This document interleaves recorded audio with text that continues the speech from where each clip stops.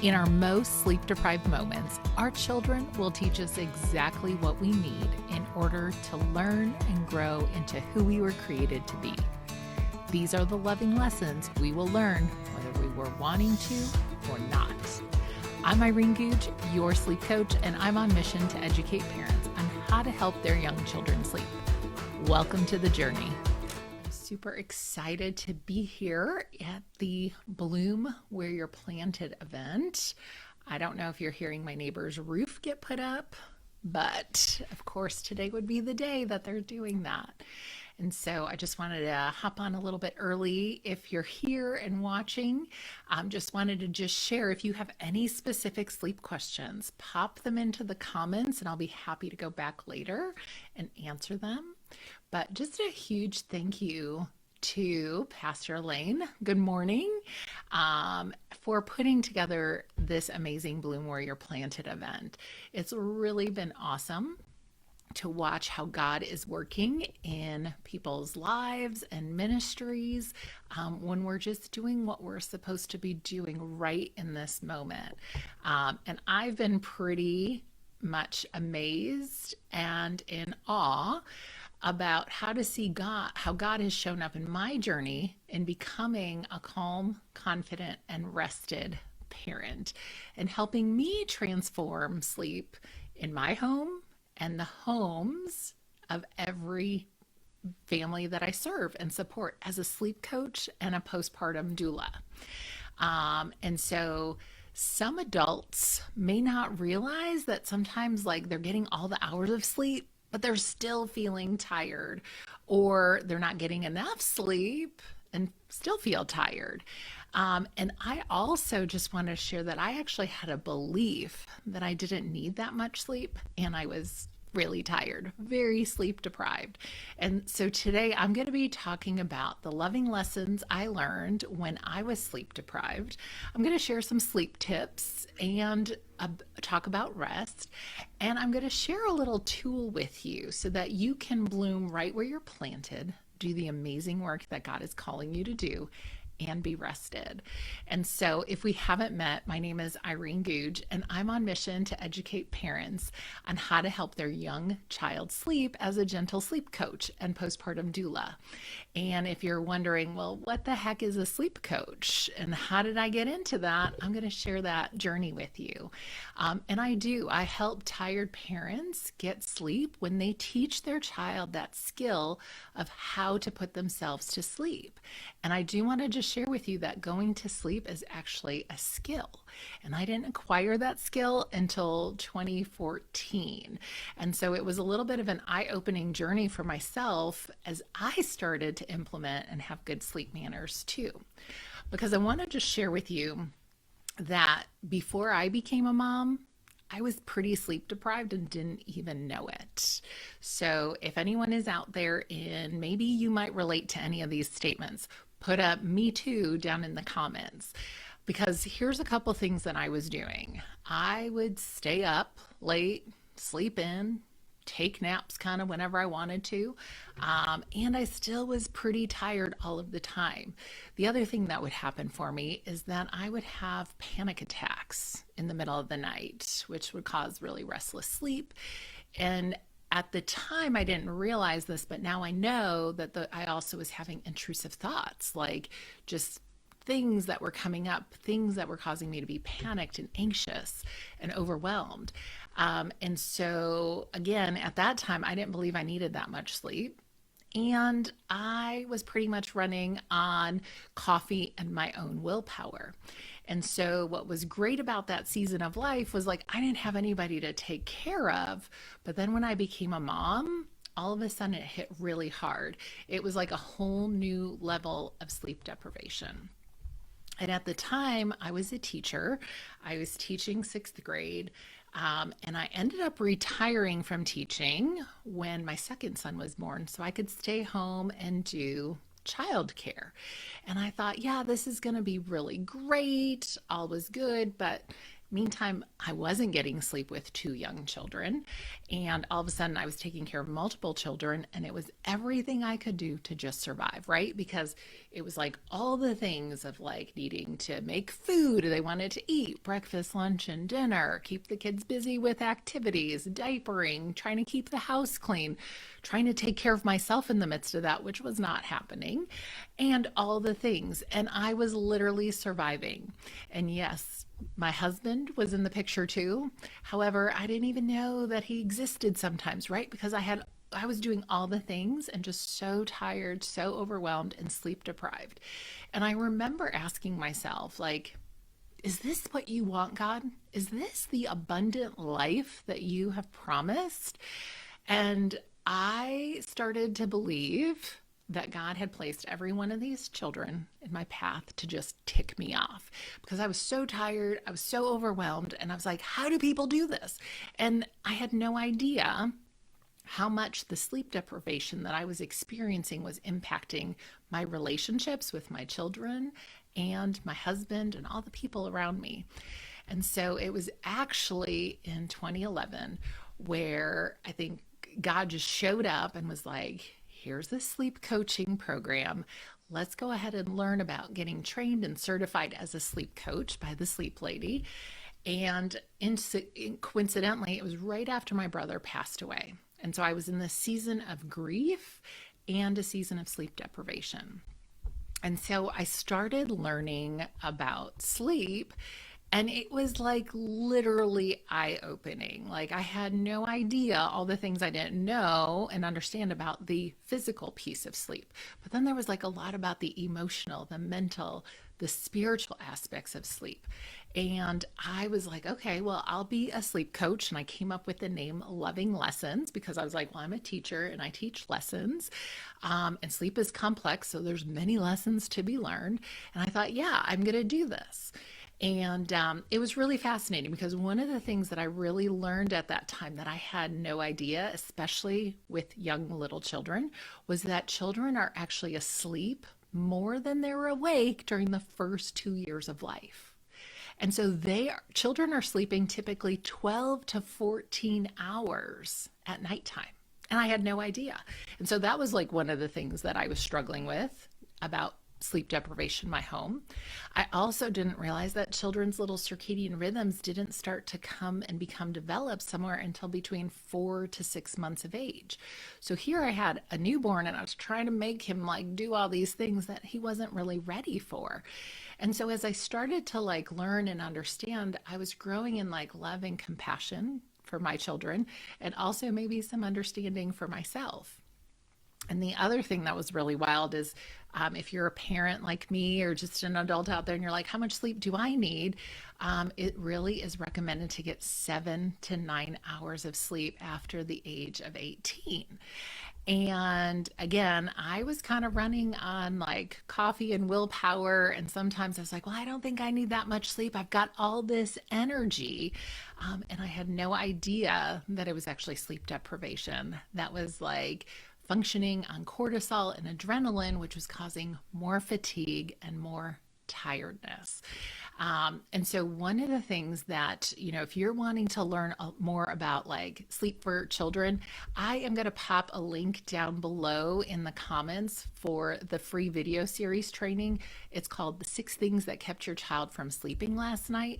And there's a lot of sleep education in there to help you know and understand what you might not know. And what was really fascinating was like, as I was learning all this, like I was learning who God was and what he had created, because literally I had no idea that God really wants us to rest. If you have your Bible, I'm going to encourage you to go to Genesis 2. But if you don't have your Bible, no worries. But I thought this was really fascinating because I'm a doer. I don't know if anyone out there is like a doer, stay busy, fill the calendar, do all the things. It was interesting to go and read the story of creation. And in Genesis, in day 7, it says, by the 7th day, God had finished the work he had been doing. On the 7th day, he rested from all his work. God rested the seventh day and made it holy. He rested from all the work of creating he had done. And I was like, who am I to not pause and stop what I'm doing, to recognize the need that my body has to take a break from like the work and parenting and all the things. And I started learning and understanding about a Sabbath. And it was something that was really challenging because I was like, oh my gosh, I've got all these things I need to do. But God was like reframing my thoughts. He was renewing my mind little by little as I was learning about sleep and I was learning about the way I'm thinking about the things that I'm doing in my day. And I literally remember having this epiphany one time, like, who am I to be so busy all the time and not take a break when God like created the world and all the things in it and he could take a break. And so it just really kind of gave me some perspective. The other thing I wanted to share too was if you go to Genesis 1:5. I thought this was really interesting because again, here I was learning about sleep coaching. I'm talking to parents, telling them what to do, and this was very eye-opening. It says, God called the light day and darkness night. And there was evening and there was morning the first day. And so what's interesting about that is that there was evening.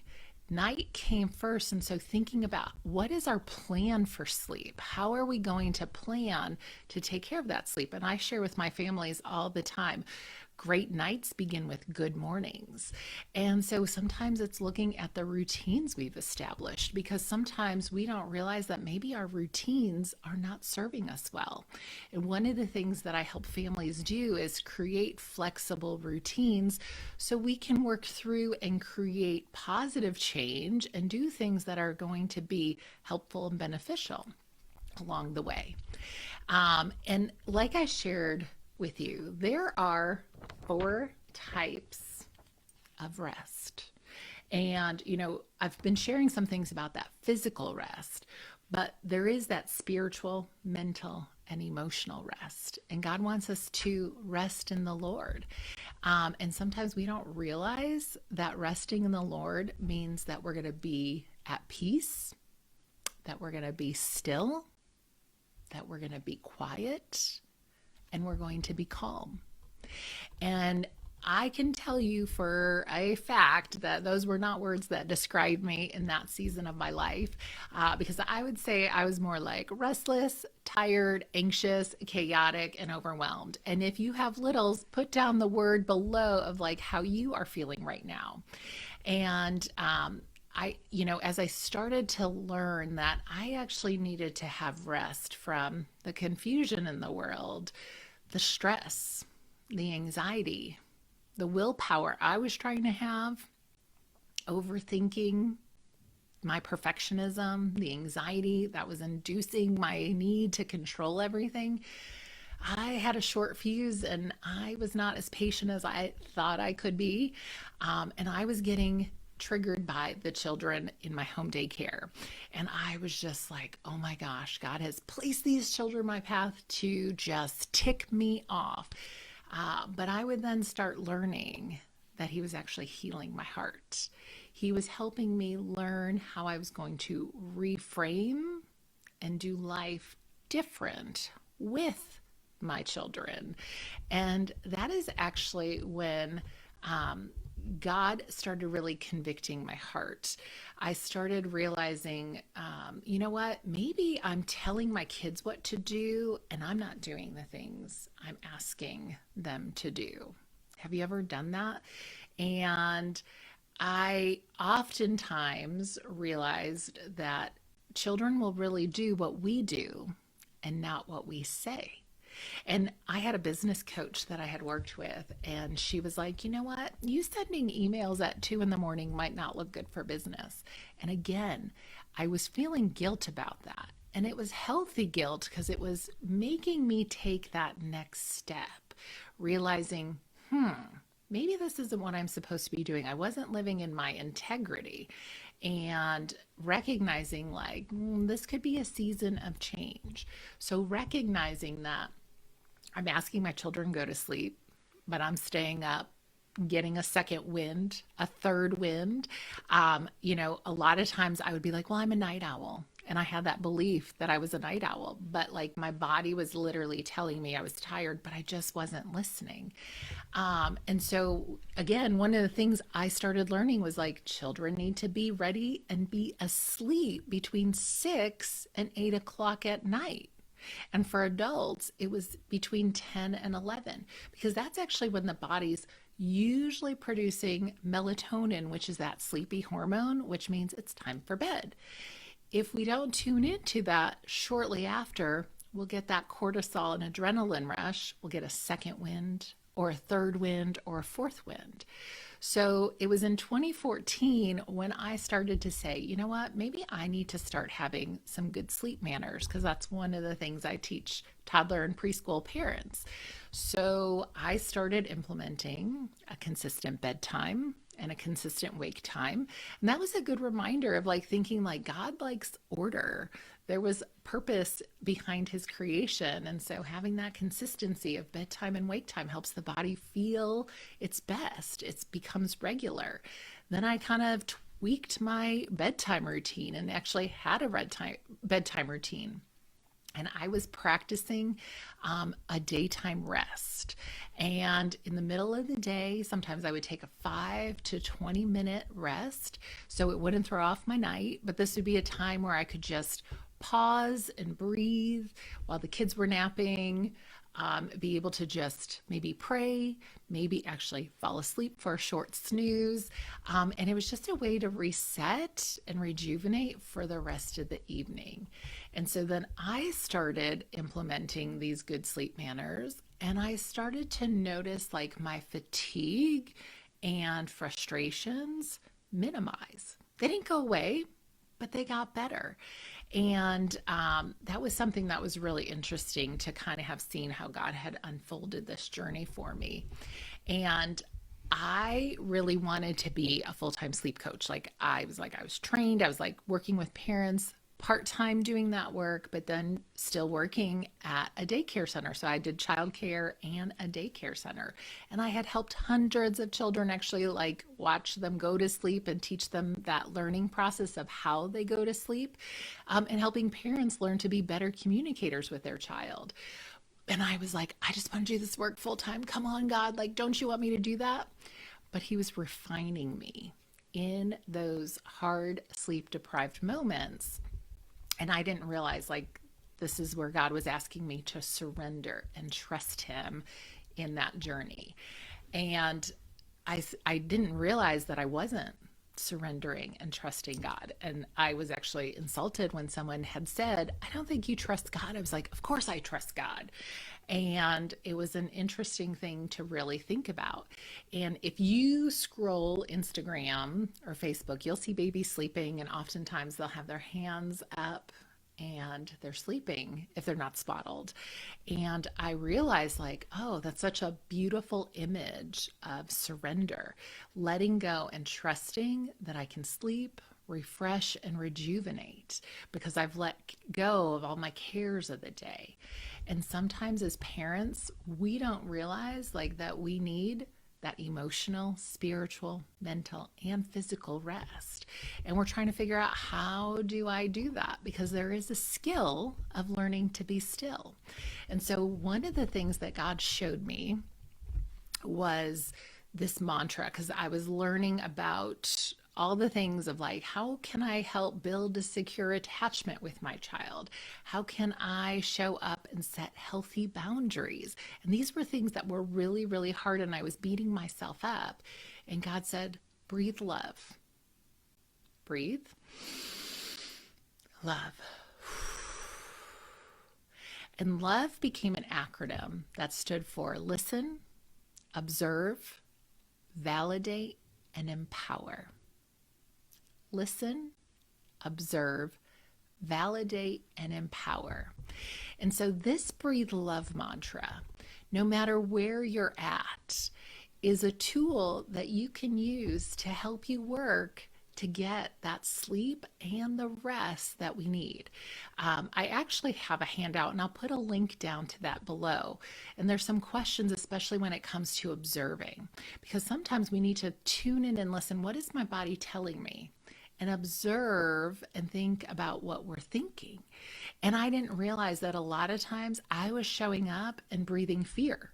I was like bringing in judgment and criticism and all the things instead of breathing love. And God is going to help show us the way, maybe figuring out and getting curious, like, I wonder what my next step is, God. I wonder what I need to do different. And so Breathe Love was a tool that helped me during my daycare days. And it is still a tool that I use now with my teens, and not just for sleep, but in all situations. Because a lot of times what we don't realize is that we could be stuck in that sleep deprivation, and it has a lot to do with our thinking. And so Breathing Love, where we're going to tune in, listen to our body, observe our thoughts, take them captive, and validate, yes, I'm feeling this way, but we'll have a moment to then empower the situation and take action. So we're not breathing fear, because that's going to keep us in that sleep deprived state. So there's so many things I would love to tell you and share with you about sleep. And if you have questions or want to know more about children's sleep, then I'm going to encourage you to check out the 6 things that kept your child from sleeping. I go into a whole lot. Sleep is complex and there's a lot. But if you're like, I just need a tool, like I want to breathe love into my day and do things better. I want to bloom where I'm planted and be able to rest. That's going to help you become the calm, confident, and rested parent or adult that you are right where you're at, doing the amazing work that God is calling you to do. And so there's going to be a link to get that handout so you can go through and dive into that a little bit more. But I hope that helps you kind of learn a little bit about me and my sleep coaching journey, where now I get to support parents and help their little ones get sleep, and then they too will get sleep, and they will be able to bloom and do the amazing things that they're called to do. So I hope that helps you understand a little bit more about rest and helps you breathe love into your day. So sweet dreams. Thanks for tuning into today's show. You can see all of the details and show notes below.